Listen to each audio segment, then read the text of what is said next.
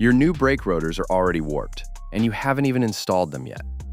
The aftermarket brake market has split into two invisible tiers: rotors cast from uncontrolled recycled scrap and rotors built from virgin gray iron with verified lab data.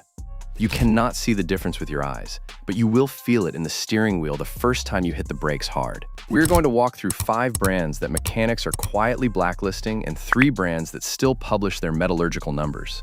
And we're going to show you what technical service bulletins already know about thin hat designs that were engineered to fail. The invisible split. You hit the brakes at highway speed and the steering wheel shakes. The pedal pulses under your foot like the rotor has a heartbeat. You just bought these rotors 6 months ago.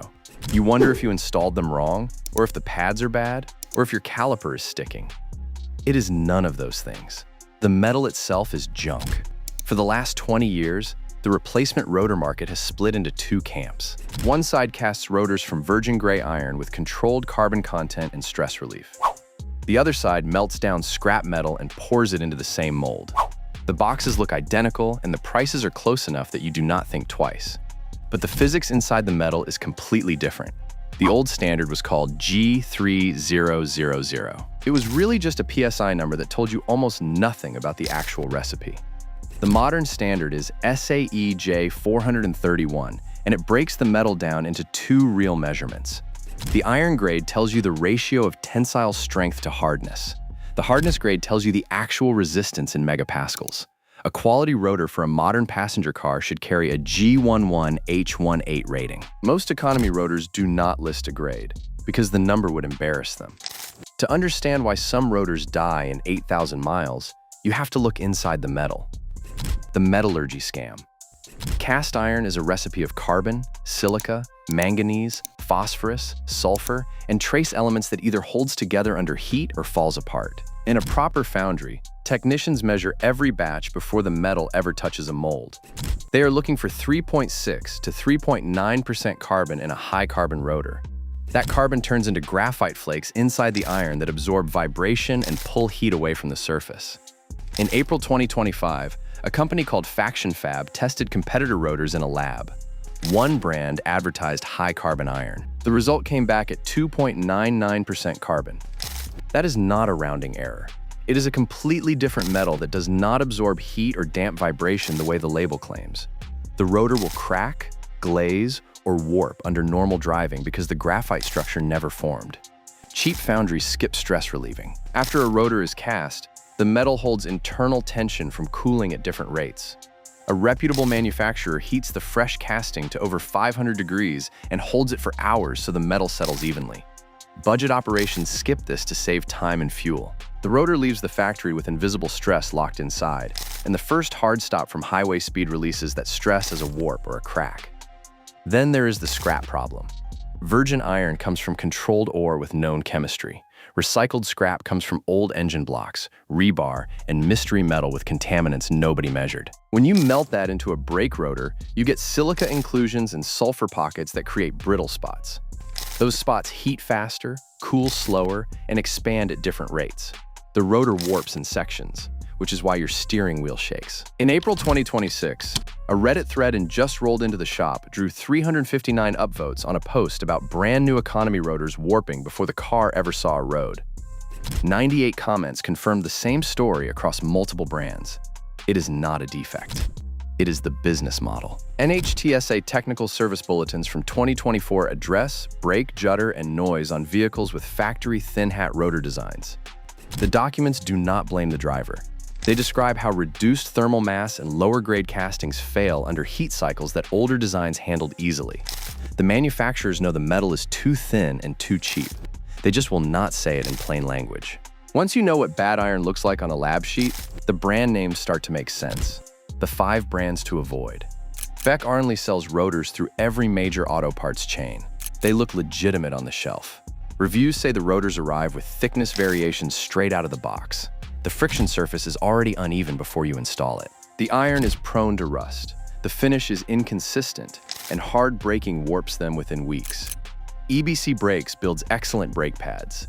Their rotor line is a different story. Reviews show batch-to-batch differences in metal composition, which means one rotor might hold up while its partner warps. Drivers report pulsation, vibration, and a glazed friction surface that turns shiny and stops gripping. Some accounts describe cracked hub flanges, which is a catastrophic failure on a part that holds your wheel. Glazing happens when the metal gets too hot and the surface crystallizes into a hard layer your pads cannot bite into. R1 Concepts offers low prices and a wide catalog. That is the trap. Reviews consistently describe vibrating brakes, pulsing pedals, and warped rotors within a few thousand miles. The uneven pad deposits on the surface tell the whole story. The metal is not cooling evenly because the graphite distribution is random, and pads deposit material on hot spots that never dissipate. It is the classic sign of scrap metal with no quality control. Detroit Axle sells almost exclusively on Amazon and eBay at prices that should make you suspicious. The Trustpilot rating sits at 2.1 out of 5, with hundreds of reviews describing the same failure pattern. Rotors arrive with thickness inconsistencies when brand new. The iron wears rapidly, develops heat cracks, and glazes over within months. This is a no-name Chinese casting operation that stamps a logo on the box and ships it direct. Cobalt Friction Technologies is the worst of the cheap tier. Accounts describe rotors that crack, warp, and develop thickness variations within weeks. The iron is so low grade that it cannot handle normal heat stress from city driving, let alone a mountain descent. This is what happens when every corner gets cut at once. Bad scrap, no stress relief, poor machining, and zero accountability. Do not put these on a vehicle you care about. So if these 5 brands are casting with mystery metal, who is still doing it right? The 3 brands that last. Bosch Quiet Cast rotors use factory mill precision balancing and G3000 zero specification gray iron that meets SAE hardness benchmarks. The aluminum zinc corrosion coating keeps non-friction surfaces from rusting in humid climates, and the OEM-style vane geometry preserves the factory cooling airflow your car was designed around. Bosch does not just sell you a disc. They sell you a thermal system validated to match your vehicle's original brake bias and ABS calibration. Prices run from about $40 to $120, which places them in the same range as the junk brands. The difference is invisible until you hit the brakes. Brembo is the largest brake manufacturer in the world and the supplier behind countless OE programs. Their aftermarket rotors use aerospace-grade high-carbon alloyed cast iron with carbon content verified in the 3.6 to 3.9% range. The anti-corrosion UV coating was co-developed with automakers and tested through 300 hours of continuous salt spray. Brembo publishes the SAE grade, includes the hardware, and balances every rotor to a tolerance that prevents the micro-vibrations cheap rotors transmit into your suspension. A Brembo rotor costs more upfront, but the lab data is public, and the replacement interval is measured in years instead of months. Raybesta's professional grade carries a century of braking experience and an OE supply pedigree. Their professional line uses validated castings with controlled graphite distribution and corrosion-resistant coatings on select models. The Gray Fusion 4.0 coating survives salt belt winters without the surface oxidation that destroys bare iron overnight. User reports consistently describe smooth, quiet braking and long wear life when paired with quality pads. This is not a flashy brand, but it is a brand that still tests its metal before it ships. Here's the part where you stop trusting marketing and start reading the metal. How to spot the difference. The one test you can do in your driveway is weight. A quality rotor should feel heavy and solid when you lift it. Cheap rotors are visibly thinner and lighter because the foundry saved money by reducing thermal mass. Less metal means less heat absorption, which means faster warping. If the rotor feels like a dinner plate instead of a manhole cover, return it. Next, read the box. If the manufacturer does not list a G10H18, G11H18, or at minimum a G3000 rating, they are hiding the recipe. A company that tests its metal is proud of the numbers. A company that melts scrap does not want you asking. Check for a corrosion coating on the hat and non-friction surfaces. Bare gray iron rusts overnight in humid air, and surface rust creates thickness variation before the pad ever beds in. Look up the NHTSA Technical Service Bulletin database for your exact year, make, and model. If there is a bulletin about premature rotor failure or thin hat design, the factory already admitted the original spec was too weak. Buy 1 grade higher than the minimum your dealer recommends.